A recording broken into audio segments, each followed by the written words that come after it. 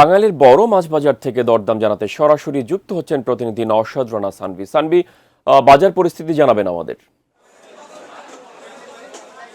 মেহেদি, আমি এই মুহূর্তে আছি টাঙ্গাইলের পার্ক বাজারে। বাজারের মধ্যে কিন্তু মাছের বাজার ও কাঁচা বাজারের পাশাপাশি সবজির বাজারের পাশাপাশি মাছের বাজারও কিন্তু টাঙ্গাইলের মধ্যে এটি সব থেকে বড়। এখান থেকেই কিন্তু সারা জেলায় মাছ চলে যায় বিভিন্ন উপজেলায়, 12টি জেলায় টাঙ্গাইল সদর সহ।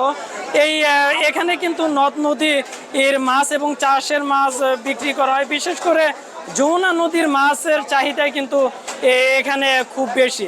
এখানে কিন্তু ইলিশ মাছ হচ্ছে 2700 টাকা কেজি বিক্রি হচ্ছে এবং রুই মাছ 350 থেকে 400 টাকায় বিক্রি হচ্ছে।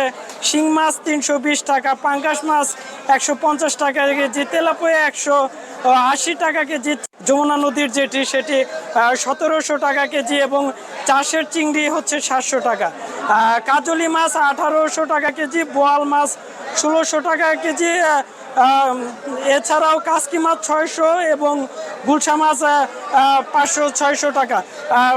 গতকালের তুলনায় কিন্তু আজকে মাছের কেজিতে 20 থেকে 50 টাকা বেশি বিক্রি হচ্ছে। শুক্রবারে কিন্তু এই বাজারের ক্রেতা বেশি থাকে, দামও বেড়ে যায়।